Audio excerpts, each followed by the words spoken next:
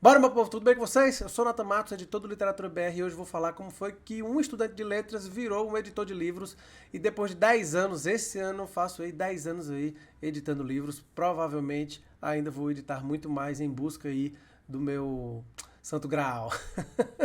Mas antes de eu começar aqui, clica aqui no curtir, comenta ao longo do vídeo aqui o que você for tendo de dúvida também, fica à vontade que eu vou e respondo. Se inscreve aqui no canal e aperta aí em cima desse diabo aí, desse sino aí, para você receber as notificações quando novos vídeos forem lançados aqui no canal, beleza? Lá estava eu ali, lá, nem me lembro o ano mais ou menos, acho que era 2011 para 2012. Eu já falava com alguns amigos que queriam muito editar livros e de preferência os deles.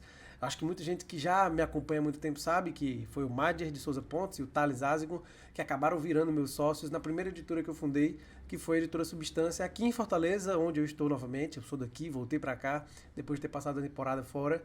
E eu virei editor por quê? Porque por causa do Literatura BR mesmo e outras coisas que eu já fazia, eu editei um zine antes, editei esse zine, ele teve 3 ou 4 edições, e antes disso eu acompanhava algumas pouquíssimas revistas de literatura que tinha na época e os espaços que tinham dentro dos jornais, eu tentava ler e enfim, sempre ficava pensando nisso, pô, deve ser muito massa editar uma revista de literatura. E eu ficava, a primeira coisa que veio na minha cabeça que eu lembro é que eu queria editar uma revista. Depois eu fui vendo o quão difícil isso ia ser, né? O quão difícil isso ia ser. E daí eu disse, vai, vou editar zine, como muita gente faz, como, enfim, quem está começando a escrever acaba fazendo ali algo muito artesanal por base da Xerox ou da cópia ali, uma cópia barata, fajuta, mas que resolve o nosso problema quando a gente está ali começando a fazer essas coisas e não quer depender de ninguém, né? Para poder divulgar ali, enfim, o que está se escrevendo, o que está produzindo. Daí então o Literatura BR, que já era ali um espaço onde eu escrevia minhas resenhas e também comecei a falar com outras editoras, de preferências as independentes, eu fui vendo que era uma coisa, era um mercado que eu gostaria de estar inserido. Então eu fui começando a conversar com algumas pessoas que foram falando algumas coisas, ó, oh, é assim, é assado e tal. E nesse meio tempo, em paralelo, o Mad e o Thales já tinham quase um livro pronto e a gente foi conversando.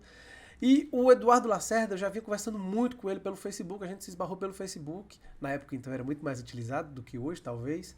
E daí o Lacerda foi um dos poucos editores, depois dele o Gustavo Abreu, os dois se tornaram muito amigos meus, são dois amigos muito próximos ainda até hoje. Mas o Eduardo, ele tem uma, eu vou repetir isso até onde eu puder, ele tem uma importância muito grande na minha vida porque ele ficava, Natan, eu tava saindo da graduação e começando o mestrado, e ele disse, Natan, abriu uma editora aí no Ceará. Eu digo, você tá doido? Aqui mal tem editora. As poucas editoras que tem são de alguns meios de comunicações que tem grana, né? E uma ou outra que tá tentando aí fazer alguma coisa. Algumas dessas editoras já nem existem mais ou estão paradas no tempo porque, enfim, as pessoas se envolveram em outros projetos. E ele ficou, velho, abre uma editora aí. E ele falou isso mais de uma vez. Toda vez que a gente conversava, a gente falava. E talvez porque, pela maneira com que eu conversava com ele, falava também dos projetos do Thales e do Madia. Basicamente, o primeiro livro eu fiz muito baseado em muito do que ele me falou e também de algumas conversas que eu tive com pessoas, tanto vendedores e vendedoras, quanto pessoas da parte gráfica que acompanhavam a impressão dentro da gráfica ali para produzir o livro. E, velho, eu nunca me esqueço desses momentos porque foi um aprendizado muito foda, que você se debruça em cima quando você não sabe absolutamente nada, mas você tem uma pessoa para te ajudar. Velho, faz isso, por mais que ela não pegue na sua mão e vá lá, porque, né? O Edu falava assim, bicho, fala com fulano de tal, tenta ver com algumas gráficas e tudo mais, isso e aquilo. E em meio a esse tempo, em meio a isso tudo, eu comecei. Daí foi de onde nasci. Eu tava ali já começando o mestrado e, pô, tô fazendo mestrado, não vou inventar de fazer uma editora. Só que as coisas acontecem quando elas têm que acontecer, né? Algumas pessoas ao meu redor, a minha própria esposa, ela assim, velho, não se mete nisso, tu vai ter um trabalho da porra, não vai dar certo isso, como é que tu vai fazer tua dissertação, como é que tu vai dar conta de trabalhar e etc. E daí, eu, o Mário e o Thales, a gente disse, velho, vamos fazer, vamos juntar uma grana. A gente era bolsista ali e tentou cada um juntar todo mês, durante 6 meses, R$ 100. Também já acontece essa história várias vezes. E o primeiro livro que a gente produziu foi com menos de R$ 2.000. Na época, um livro de capa dura, 64 páginas. E o Núcleo Selvagem do Dia marcou ali minha vida naquele momento, porque foi o primeiro livro que eu editei. Eu praticamente fiz a diagramação, eu revisei, assim como os meninos revisaram. O Edilson Pereira acabou fazendo o texto da contracapa, mas tudo fomos nós que fizemos. Né? E colocar a mão assim pela primeira vez e chegar à caixa, até hoje eu me lembro da sensação que eu tive ao ligar pro Madi, tipo assim, velho, vem aqui agora, vamos se encontrar pra tu ver como foi que ficou o livro, vamos ligar pro Thales. E lembrar disso aqui agora gravando é muito bom, porque é uma sensação que eu não esqueço toda vida que eu lembro. E eu realmente gosto desse momento, assim, porque marcou ali, tipo assim, foi aqui que tu virou o editor, tá ligado? O editor de livros. E o que foi que eu fiz para também, para poder fazer isso? Além dessa pessoa referência que foi o Eduardo, além do companheirismo do Thales e do Madi nesse andar da carruagem do primeiro livro, eu fui atrás de fazer o que muitas vezes as pessoas não fazem hoje em dia, até para publicar um livro, que é pesquisar. Eu sempre repito isso, você precisa pesquisar. Onde você quer se meter, você precisa pesquisar, você precisa saber o que você está fazendo, ou o que você vai fazer.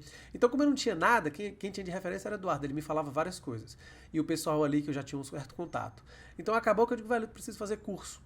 Na época, praticamente era só a Unil, pelo menos online, era só a Universidade do Livro, né, que é lá da Unesp, que dava alguns cursos e comecei a fazer esses cursos. Depois apareceu o LabPub, depois apareceu o Casa Educação, depois apareceu o Nesp aí, que é lá do Rio de Janeiro. E eu já fiz cursos em vários desses locais. Até mesmo quando eu comecei a editar quadrinhos, mesmo já sendo um editor, que eu me considero experiente, mas a gente está sempre aprendendo. Incrível como toda semana, todo dia hoje não mais, mas toda semana eu acho que a gente sempre aprende alguma coisa. E até quando eu fui começar, assim, eu sei o que tem numa produção de um quadrinho, eu sei como ele funciona.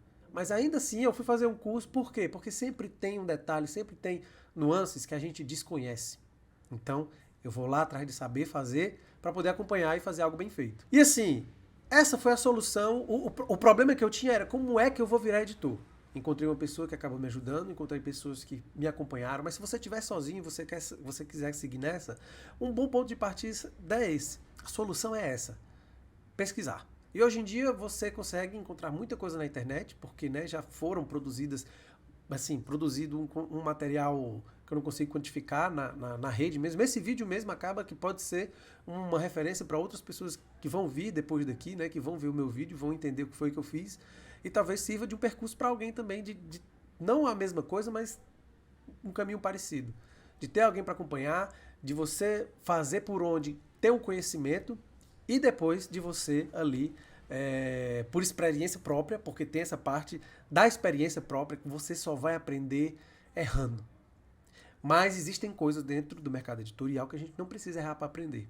E eu sempre falei isso. Existem coisas que a gente realmente só aprende errando, porque muitas vezes depende muito mais de nós, 90% de nós, do que de fora. Mas existem outras coisas que numa conversa você resolve, né? Uma dessas pessoas que eu tenho agora, que tem uma editora razoavelmente nova, né, Nilton Rezende, atrás de Lunares, que ele tem editora lá em Alagoas, a gente começou a conversar assim, pelo Instagram, ele comentou alguma coisa, isso foi recente, acho um pouco mais de um ano, 2 anos, eu acho. E a gente tem trocado muita ideia, muita coisa que eu sabia e o Nilton ainda não sabia, mas ainda tinha coisa que o Nilton sabia que eu não sabia, porque são locais diferentes, são regiões distintas no sentido, né, de onde a gente está inserido. Já me perguntaram, já pediram para fazer um vídeo, por exemplo, Natan, a Moinho seria a mesma coisa que é hoje se ela tivesse nascido e tivesse sido criada em Fortaleza, ao invés de você ter nascido e criado em Belo Horizonte? Não sei. Vamos deixar isso para uma outra coisa. Mas é isso, assim, todos esses momentos fundatórios, vamos dizer assim, a gente sempre passa por alguma coisa que a gente vai criando experiência, a gente vai tomando experiência. Para saber mais disso também, eu fiz um vídeo sobre como eu abri minha editora de quadrinhos. Porque é um outro momento diferente desse quando eu recebi o primeiro livro que eu editei, que foi de poesia, que ainda é mais marcante ainda. Então, além de você ter que se desdobrar, de você fazer cursos, de você ter pessoas aí ao seu redor, e entenda essas pessoas ao seu redor como referência, mas também de network. Você tem que ir atrás das pessoas. Hoje em dia isso está muito fácil, LinkedIn, Facebook, Instagram, mete a cara, velho. Meu irmão, tô abrindo a editora aqui, não sei muito o que fazer, já vi isso e aquilo, também não vai perturbar a pessoa por nada, porque tem muita coisa que a gente encontra na internet. Mas assim, existem detalhes, nuances, às vezes questão de orçamento, às vezes como decidir determinada coisa, se a capa vai ser brilhosa, se a capa não vai, se vai ter pintura trilateral, às vezes é uma questão de estética, mas às vezes também é uma questão que tem que ver se casa com o projeto. Isso eu tô falando assim, enfim, esse negócio aleatório aí.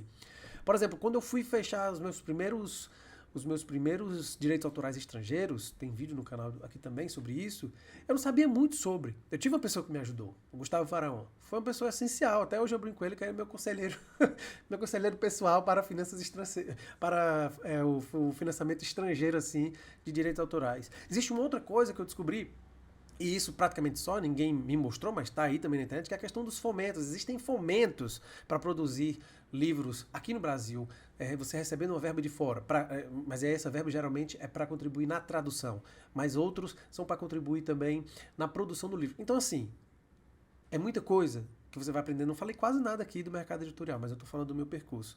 E tudo isso vai se envolvendo nisso, nessas referências dessas pessoas, nesse network que você vai criando e dessa experiência própria que você vai tendo sobre ser, assim, sobre ser editor, sobre ser editora. Mas eu estava com vontade de falar isso porque a partir desse meu início de percurso, eu quero fazer outros vídeos comentando sobre algumas coisas que foram acontecendo na minha vida enquanto editor, no mercado editorial, e percebendo que, enfim, todas as áreas têm os seus problemas, a nossa tem diversas, e que talvez seja mais complicado modificar, porque a gente precisa muito que o Estado esteja inserido em diversas mudanças. Mas é isso, assim, vou fazer 10 anos que eu edito livros esse ano, e estou feliz com isso, apesar de estar repensando muito a vida, né? Mas enfim, 10 anos eu acho que faz parte. E não se esquece, curte esse vídeo e se junte aos apoiadores e às apoiadoras lá do Catarse da gente. O link tá aqui na descrição. E é isso. Um abraço, bora que bora!